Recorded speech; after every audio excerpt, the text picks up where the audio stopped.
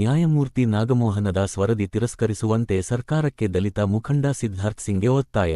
ಸರ್ಕಾರಕ್ಕೆ ನ್ಯಾಯಮೂರ್ತಿ ನಾಗಮೋಹನ ದಾಸ್ ಒದಗಿಸಿರುವ ಒಳ ಮೀಸಲಾತಿ ವರದಿ ಅವೈಜ್ಞಾನಿಕವಾಗಿದ್ದು, ಶೀಘ್ರವೇ ಅದನ್ನು ಸರ್ಕಾರ ತಿರಸ್ಕರಿಸಬೇಕೆಂದು ದಲಿತ ಮುಖಂಡರಾದ ಸಿದ್ಧಾರ್ಥ್ ಸಿಂಗ್ಗೆ ಒತ್ತಾಯಿಸಿದರು.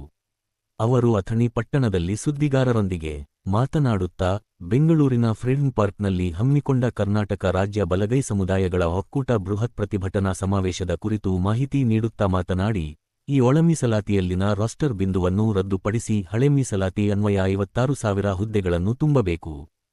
ಹೀಗೆ ಹಲವಾರು ಕ್ರಮಗಳನ್ನು ಜರುಗಿಸಬೇಕು. ಒಂದು ವೇಳೆ ಕ್ರಮ ಜರುಗಿಸದೇ ಇದ್ದರೆ ಸರ್ಕಾರಕ್ಕೆ ತಕ್ಕ ಪಾಠ ಕಲಿಸುತ್ತೇವೆ ಎಂದರು.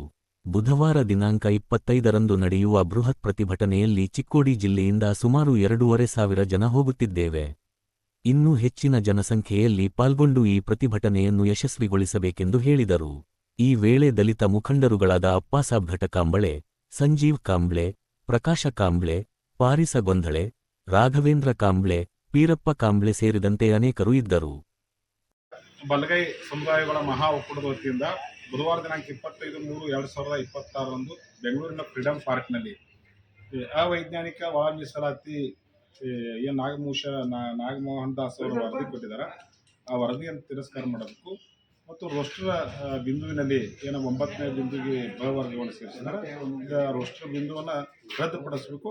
ಹಳೆ ಮೀಸಲಾತಿ ಅನ್ವಯ 56,000 ಹುದ್ದೆಗಳನ್ನು ತುಂಬಬೇಕು.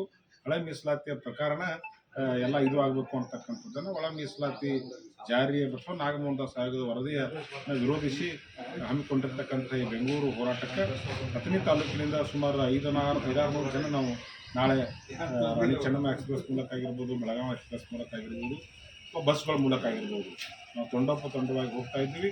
ಸರ್ಕಾರಕ್ಕೆ ಆಗ್ರಹ ಮಾಡ್ತೀವಿ. 27ನೇ ತಾರೀಕಿನಿಂದ ಕ್ಯಾಬಿನೆಟ್ ಸಭೆ ಅದ.